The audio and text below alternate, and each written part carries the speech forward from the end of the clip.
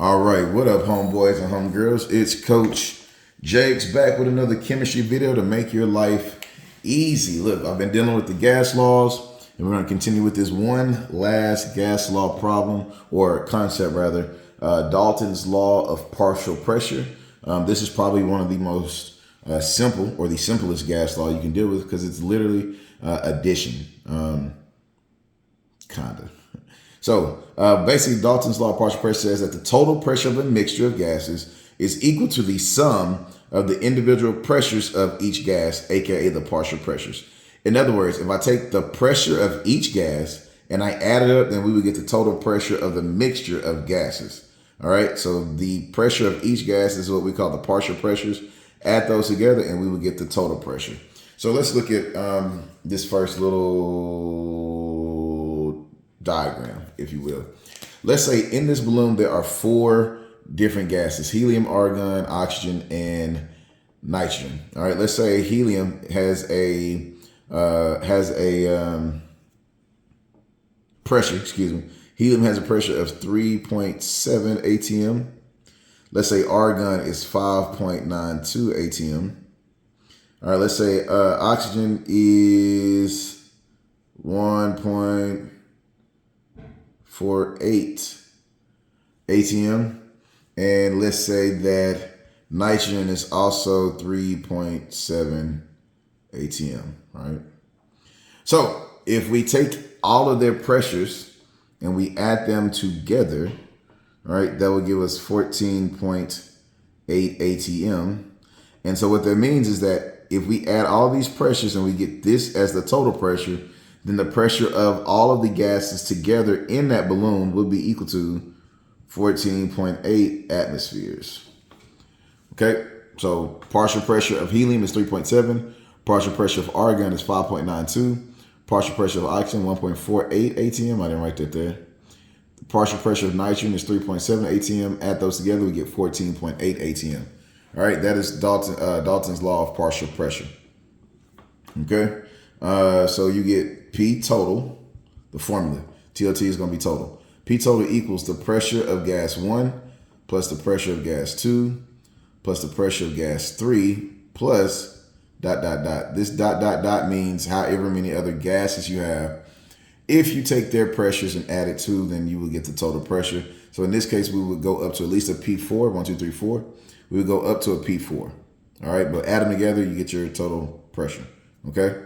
All right, now there's another way you might see this. You might see the individual gases presented as percentages of the total amount of gas in the balloon, right? So in this case, helium is going to make up 25% of the gas in the balloon. Argon is going to make up 40% of the mixture. Oxygen will make up 10% of the mixture, and nitrogen will make up 25% of the mixture. So if we know their percentages, right, of each individual gas, then we can figure out the partial pressure contributed by each individual gas, because the percentage of the gas will be equal to the percentage of the pressure out of the total pressure, right? So what am I saying? So if helium, can y'all see that? Is it off the board? I can't see. Hold on. I gotta check mine. Oh yeah. So if helium is 25% of the total gas, then helium's pressure will be 25% of the total pressure.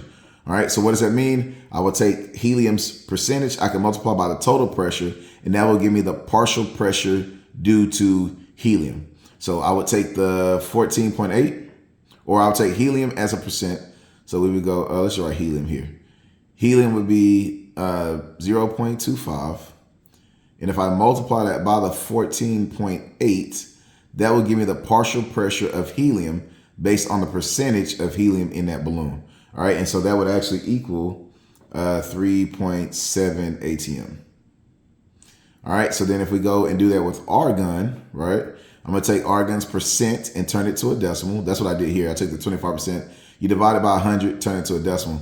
So I'm going to take the 40% divided by 100, turn it to a decimal. That would be 0.40. All right. And we're going to multiply again by the total pressure. And that will tell me the partial pressure due to argon. So the 40 times the 14.8 would be equal to 5.92. Okay. So if we do the same thing for oxygen, All right, then you will see that the partial pressure due to oxygen at 10% would be 1.48. And then we do the same thing for nitrogen. It's 25% again, just like the helium was. So that would be 3.7 ATM, right? So we have 3.7, 5.9, 1.48, 3.7. If we take all three of these numbers and we add them together, it will equal 14.8, which again is the partial pressures added together. The partial pressures added together will give us the total pressure. Okay, so you can do it straightforward if it just gives you the pressures, the individual partial pressures of each gas to find the total pressure, or you can take the percentage and figure out partial pressure based on the percents of the total pressure when you have the percents of each gas, the composition of each gas. All right, so now let's look at these practice problems here. Oh, gotta sneeze. I tried to pause, but it didn't work, so it's all right. So we have four gases. They are trapped in a bottle with a pressure of 760 torr. So we have P1, P2, P3, and P4. P1 plus P2 plus P3 plus P4 is going to equal 760. All right, now it says three of the gases each have a pressure of 200 torr. So let's say P1 is 200, plus P2 is 200, plus P3 is 200. And then it says, what is the pressure of the fourth gas? So now P4 will become X. And we know that's going to still equal 760. So then if we add these up, we get 600 plus X equals 760. I'm going to move this over here because I ran out of space. All right, I'm going to rewrite it. 600 plus X equals 760. So then what does X equal? Well, you're going to subtract 600 from each side. So then X would equal 160 torr. All right, so we still use Dalton's law of partial pressure. The P1, P2, P3, P4, because we had in this case, total pressure was 760. We knew the pressure of three of them. We need to find the pressure of the fourth. So we just add it, then subtract it, and got X equals 160 torr. All right, pretty simple. All right, now let's look at number 2. All right, a piston holds oxygen and nitrogen gases at, okay, so it says oxygen and nitrogen, so we know we got two gases. So you're going to be looking at the P1 and P2. And the pressure holds oxygen and nitrogen gases at a pressure of 7.2 atm. That right there, because both of them equal to 7.2, that's going to be our total pressure right here. All right. So we know our total. We know that looking at P total equals P1 plus P2 because we only have two. We know P total is 7.2. Right.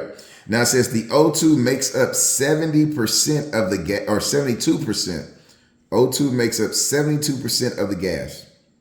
Okay, so then what is the partial pressure of O2 and N2? Okay, well, from this example right here, we know we can take oxygen's percent, convert it to a decimal, and multiply by the total to figure out the partial pressure of, here, instead of putting 1 and 2, I'm going to write oxygen, and then we're going to write nitrogen. Okay, so in order to figure out one or the other, we need to know one or the other. It gave us information about oxygen, so we can calculate oxygen's partial pressure first, right? Based on the percentage and the total pressure, we can calculate the P of O2 and then calculate P of N2 based off of that. So we know that oxygen is 72%, which is going to be 0.72. We can multiply that by the total pressure, which is 7.2. And we know that that is going to equal 5.184 atm. So this right here is the pressure of O2. Can y'all see that? Oh yeah, that's right on the board. Good. The pressure of O2 is 5.184 atm. So I can go for pressure of O2, I can write 5.184 atm. Let's not put the unit there because it's all the same pressure. I think it keeps it a little bit cleaner. So now we can find the pressure of N2, all right, by subtracting. So if we subtract here, right, then the pressure of N2 equals 2.016 atm. All right, so P of O2 is the 5.184 ATM, and P2 is 2.016. All right, and if we add these together, we still get the total pressure of 17.2 because that's going to be 10. That's 10. That's 2. And that's 7. And that would be our P total right here. Okay? All right, so that in a nutshell is Dalton's law of partial pressure. You can also use like the ideal gas law to calculate the pressure of a gas and then add it to other pressures in order to determine partial pressure. So any formula that we've used that we've had pressure in, you can use to calculate partial pressure, specifically the ideal gas law. All right. So again, this is Dalton's law of partial pressure. Take the individual pressures of the gases in the mixture, add them together, and that will give you your total pressure. You can also use the percentages. All right. Take the percentages, convert them to a decimal, multiply by the total pressure, and that will give you the partial pressures of each gas. All right. And then practice problems. Hey, look, I hope this gas law series helped you out. Drop a comment, let me know, share it with a friend or a teacher or a parent, or I don't know, share it with your principal. It doesn't matter. Share it with somebody.